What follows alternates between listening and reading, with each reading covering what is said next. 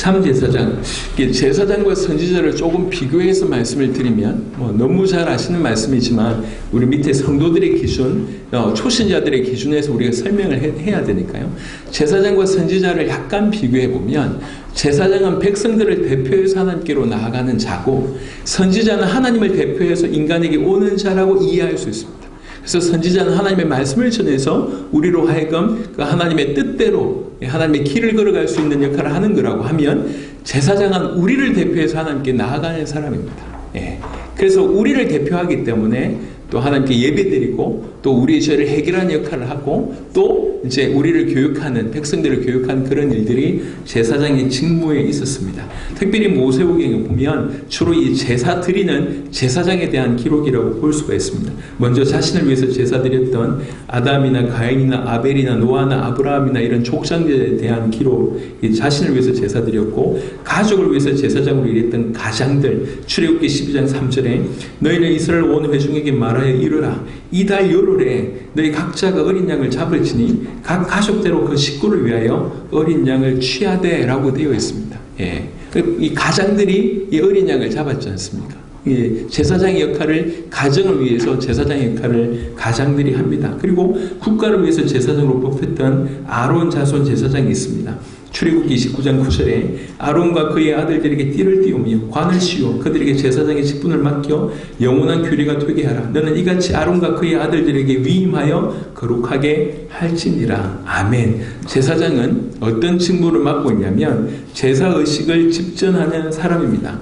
하나님과 사람 사이의 중보적인 역할을 했던 사람으로 백성을 대신해서 하나님께 제사 드리는 일을 합니다.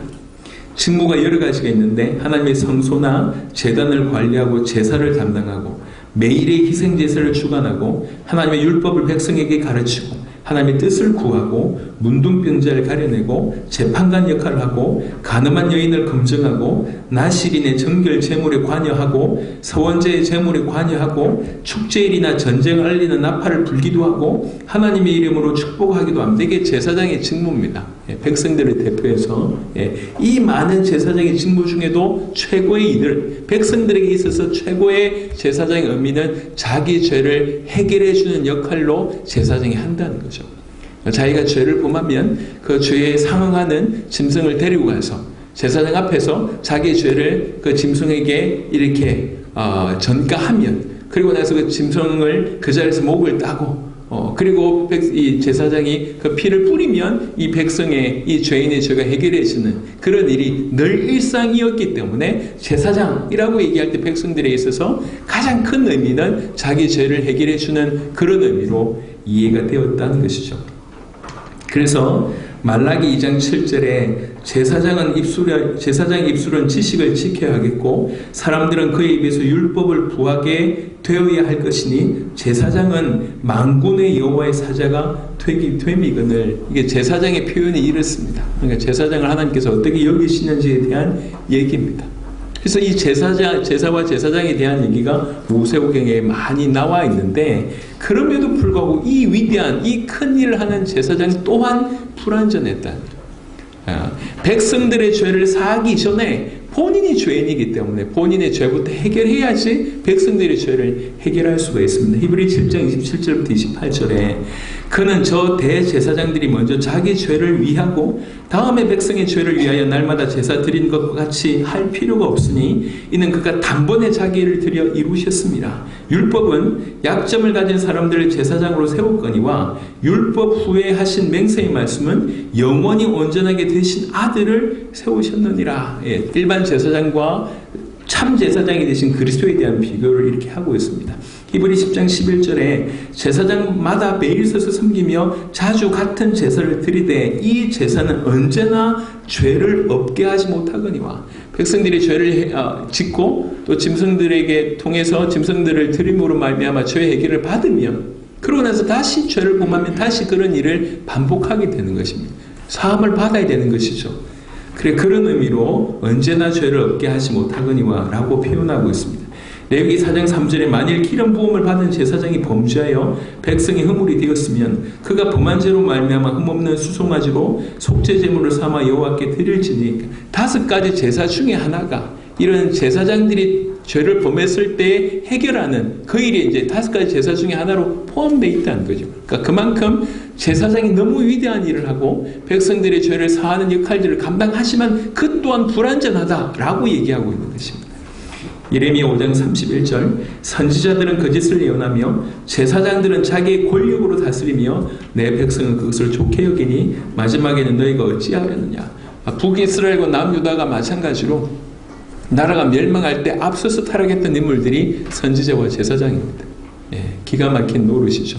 그러니까 제사장이 얼마나 불완전하냐 요 얘기죠. 그래서 우리에게 주신 메시지가 뭐냐면 참 제사장이 필요하지 않냐 요 얘기입니다. 참 제사장 죄를 단번에 영원히 완벽하게 해결하는 분이 참 제사장이다. 누가 참 제사장이냐 요 얘기를 하는 겁니다. 이사야 53장 5절부터 6절에 그가 찔림은 우리의 허물 때문이요 그가 상함은 우리의 죄악 때문이라. 그가 징계를 받음으로 우리는 평화를 누리고 그가 채찍에 맞음으로 우리는 나음을 받았도다. 우리는 다 양 같아서 그런 행하여 각기 제 길로 갔거늘 여호와께서는 우리 모두의 죄악을 그에게 담당시키셨도다. 히브리 10장 12절에 오직 그리스도는 죄를 위하여 한 영원한 제사를 드리시고 하나님 우편에 앉으사 14절에 그가 거룩하게 된 자들을 한 번의 제사로 영원히 온전하게 하셨느니라. 한 번의 제사로 영원히 온전하게 하셨다고 얘기합니다. 그리스도의 피는 그분의 십자가상에서 흘린 피는 모든 죄인들의 과거, 현재, 미래의 모든 죄를 영원히 완전히 온전히 단번에 해결하실 수 있습니다. 히브리 10장 14절이 언급하는 내용이 그 내용입니다. 우리 죄를 단번에 영원히 완벽하게 해결하는 분이 참 제사장이다. 누가 참 제사장이냐 이 얘기하고 있습니다. 그분이 참 그리스도다. 누가 그리스도냐 이렇게 얘기하고 있습니다. 그리고 그 제사장은 멜기세덱의 반차를 쫓는 참 제사장이라고 얘기했습니다. 아론으로 말미암아 국가적인 제사장이 섰는데 이제 예수님이 메시아다라고 얘기할 때 그 말은 예수님이 제사장이란 얘기인데 예수님 아론 그 후손 계열 아닌데 이런 식으로 이제 나오는 거예요. 그러니까 하는 얘기가 창세기 14장 18절에 먼저 멜기세덱에 대한 언급을 합니다. 살렘 왕 멜기세덱이 떡과 포도주를 가지고 나왔으니 그는 지극히 높으신 하나님의 제사장이었더라. 히브리 7장 3절에 아버지도 없고 어머니도 없고 족보도 없고 시작한 날도 없고 생명의 끝도 없어 하나님의 아들과 닮아서 항상 제사장으로 있느니라. 이 멜기세덱을 이렇게 표현했습니다. 시편 110편 4절에 여호와는 맹세하고 변하지 아니하시리라 이르시기를 너는 멜기세덱의 서열을 따라 영원한 제사장이라 하셨도다. 시편에 이렇게 예언되어 있는 거예요. 예수님이 멜기세덱의 반차를 쫓는 그런 영원한 제사장이라고 얘기하고 있고 히브리 6장 20절은 그렇게 설명합니다. 그리로 앞서가신 예수께서 멜기세덱의 반차를 따라 영원히 대제사장이 되어 우리를 위하여 들어가셨느니라. 우리의 죄를 영원히 완벽하게 단번에 해결하는 참 제사장 멜기세덱의 반차를 쫓는 영원한 대제사장이 누구냐? 예수님이 바로 그런 대제사장이 아니냐 이 얘기입니다. 메시아여야 한다면 그분은 참된 왕이셔야 되고 참 제사장이셔야 되고 참 선지자이셔야 되는데 과연 예수님이 참된 왕이 맞고 참된 제사장이 맞다라고 얘기하고 있는 거예요. 참 제사장이신 예수 히브리 9장 12절에 염소와 송아지의 피로 하지 아니하고 오직 자기의 피로 영원한 속죄를 이루사 단번에 성소에 들어가셨느니라. 마가복음 10장 45절에 인자가 온 것은 섬김을 받으려 함이 아니라 도리어 섬기리 하고 자기 목숨을 많은 사람의 대속물로 주려 함이니라. 로마서 8장 1절부터 2절에 그러므로 이제 그리스도 예수 안에 있는 자에게는 결코 정죄함이 없나니 이는 그리스도 예수 안에 있는 생명의 성령의 법이 죄와 사망의 법에서 너를 해방하였습니다. 아멘. 지금 우리가 뭘 하고 있는지 여러분들이 흐름을 알고 가셔야 됩니다. 지금 우리는 예수님이 왜 그리스도이신가 이 얘기를 하고 있습니다. 예수님이 그리스도라는 얘기는 예수님이 진짜 왕이야? 진짜 제사장이야? 진짜 선지자야? 라고 하는 부분을 확인해야 될 거잖아요. 그 얘기를 지금 하고 있습니다.